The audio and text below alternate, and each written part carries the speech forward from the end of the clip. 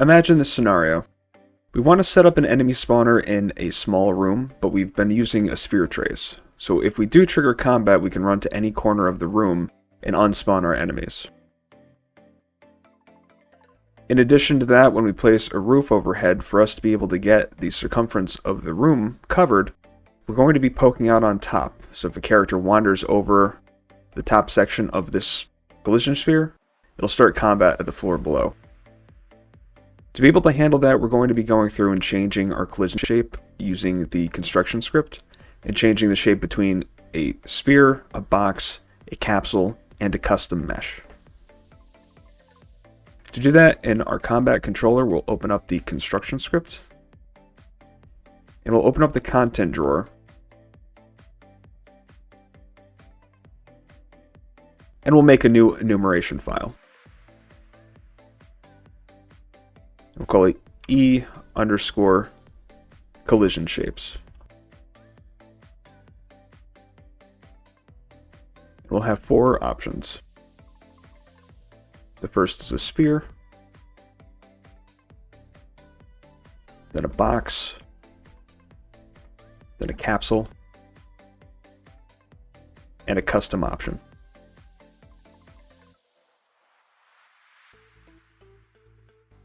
Then we'll add that as a variable to our combat controller. Call it collision shape of type E collision shapes.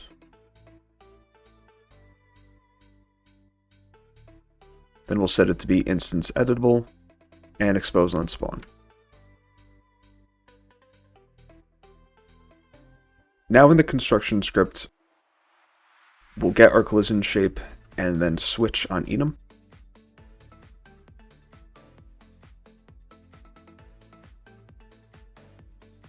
And we're going to add a collision of each type. So we'll add sphere collision, box collision, capsule collision,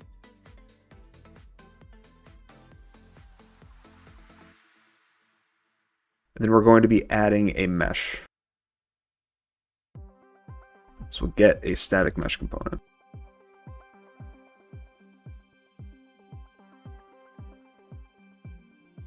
These 3 are going to be exactly the same. We're going to have to make some changes to our static mesh component script, so we'll just put that aside for now. And we need to get a transform, so we could just use the transform of our actor. So we'll get transform.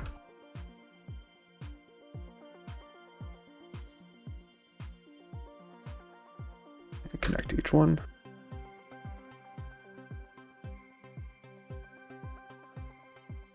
And we're going to be getting rid of the combat and escape thresholds, and instead replacing them with scene components. When we do remove these, we can rename them, but for now we're just going to call it start combat, zone,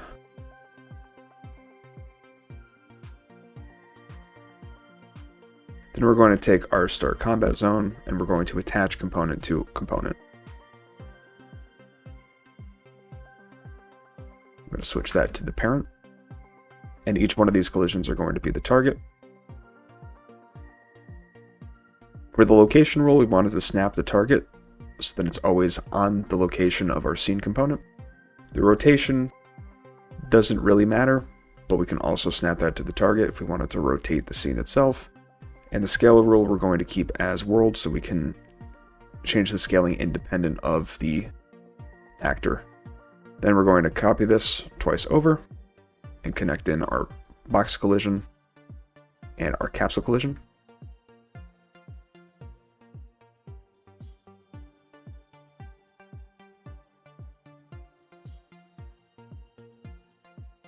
Each one of these values has associated with it events just like our collision does. So when we bind an event on component begin overlap, depending on which enum we choose, we're going to have the same event bound to each one of these collisions. So we take one of the return values And then we'll bind event to onComponentBegin overlap. And each one of the return values can go into the same target. Then we're going to create an event. We're going to create a matching event. And we'll just name this event Combat Start. And now for our combat threshold, we can plug this in its place.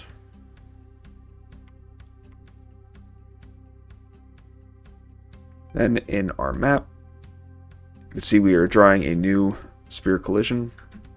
We're going to change that to a box collision instead. And on our start combat zone, we could scale that as we do. And we'll put that right by the entrance of our door.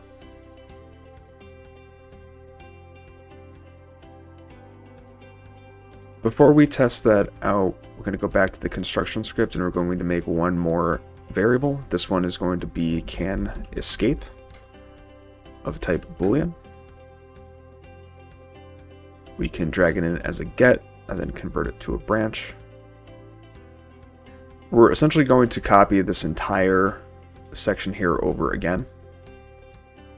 But before that, we're going to connect each one of our components to the bound event. And for right now, we're just going to take the escape threshold and then we're going to destroy the component. If our escape threshold is set to false, we also want that to be instance editable and exposed on spawn as well.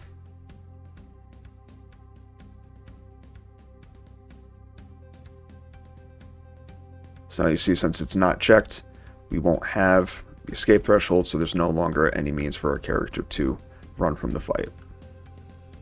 And now when we cross the box, before we get to our sphere collision, we spawn the actors again.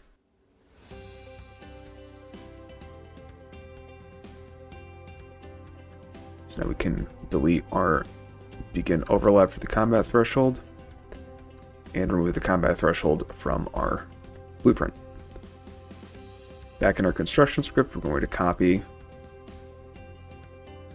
everything from our switch to our component. We're going to keep this destroy component here just for now. We're going to add this.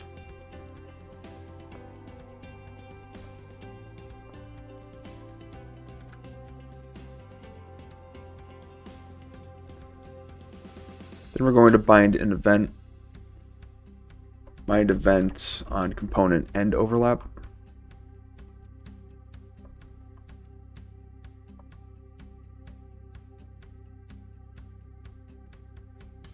Connect all the return values to the target as we did before. And we'll create an event with a matching event. And this is going to be combat escape. And that's going to take place of our end overlap for the escape threshold.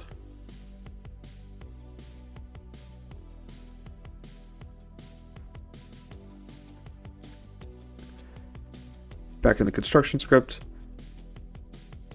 I'm going to just duplicate the destroy component, if only because if you followed the previous video as a patron only, we've gone through and calculated aggro explicitly calling the escape threshold.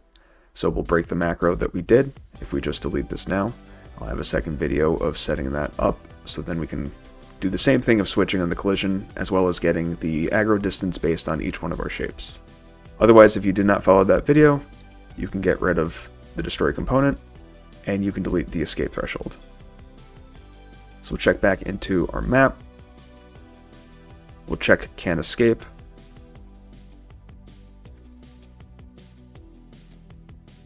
We're going to take our start combat zone. And we're going to duplicate the scene component. And this is going to be the escape combat zone.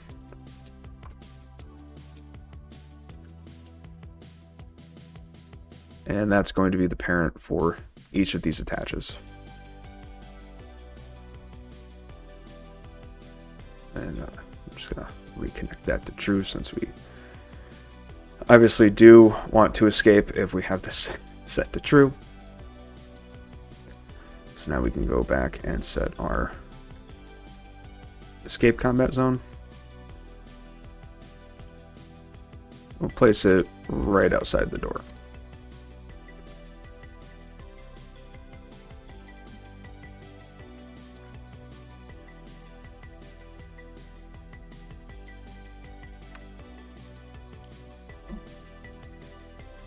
So next we'll be setting up our static mesh. We can do that by adding a static mesh component.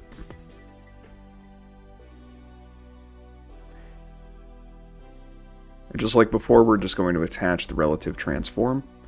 And we want to also attach this to the parent of our start combat zone. We could do the same thing with our escape zone as well, but because the geometry can be as complex as we want to make it, it may not work out particularly well. So I would recommend you do this only if you want to trigger combat by entering multiple points into a room, or if you wanted to have different areas in a room, possibly trigger combat, and you don't want the uniformity that a box collision grants you. So in our static mesh component, we have to set our static mesh. So if the return value, we'll get that. We can make a custom mesh.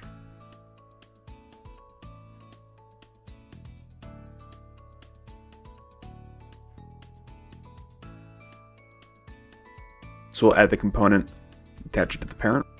And in our third person map, I'm going to create a new static mesh by using the modeling tool. So I'm just going to get a box. We'll extend it out so it's kind of wide. And we're going to extrude the polygon and cut a triangle into it and raise that up. And we're going to do the same thing on the other side. Then complete it. Now this creates 3 different meshes, so I'm going to get rid of the bottom mesh, shift click both of these, and down in the mesh we'll get a union and accept.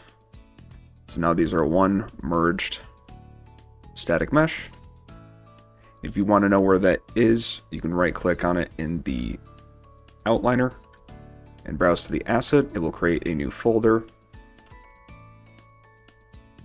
And we can remove everything that is not our merged. And we'll rename this S_custom collision. And I'm going to drag that into our combat folder so then everything is in the same location. Then we can get that out of the map. And then we'll just add it to our static mesh.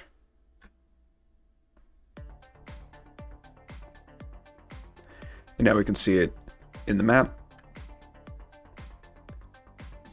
directly tied to our start zone.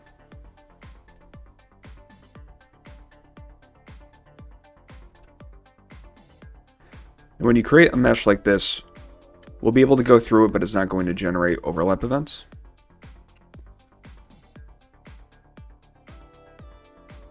So we'll click on the static mesh component. We'll type in collision.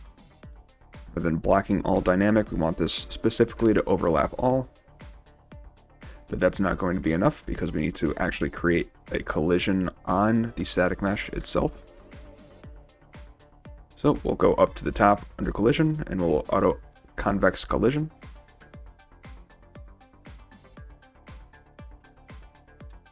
Then we can increase the hole count a little bit and the precision as well, and click apply. And you'll see that these green lines appear, and that will generate the collision. And when it comes to static meshes, the Construction script can be a little bit finicky. So unfortunately, this may not actually trigger our overlap. So we're going to take the return value of our static mesh component and promote that to a variable. And we'll just call it S custom mesh.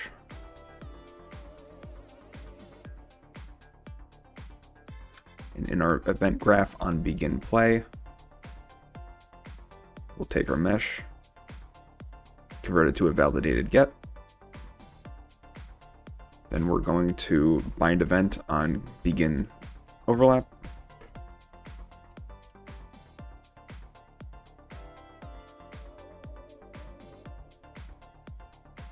Going to create an event, and we're going to use the function that we already have, which is our combat start.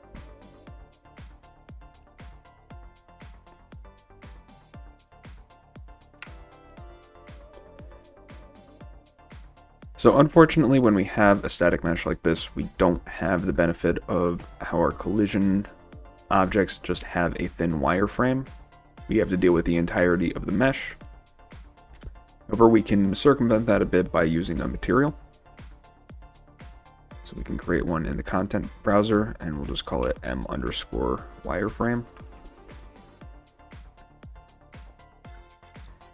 And we're going to convert the blend mode to translucent. Select two-sided and scroll down. Or just type for wireframe. And make sure that's checked. We'll get a constant 3 vector. Plug the white pin into the emissive color. I prefer light blue. And if you want this to go over a mesh rather than replacing the default material, we can use the world position offset and use it as a material overlay instead. So we'll just get the vertex normal in world space and hold down M and click for a multiply. Connect it to the world position. We can leave it at 1, or you can increase it if you want to have it be changed. But we'll just keep it as 1. So apply it, save it, and I want this to replace this, so I'm going to go back into the construction script.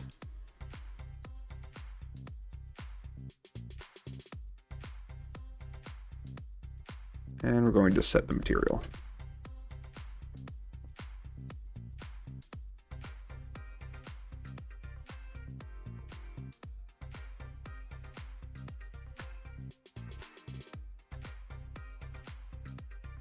And now we can see the quote-unquote wireframe. It's not a perfect depiction of the collision. However, it will tell you where the object is, and it won't block your path through the majority of the map. So as soon as our capsule overlaps with it, it'll trigger the event as normal. For the members on the Patreon, there'll be a new video after this to add on to the previous patron video.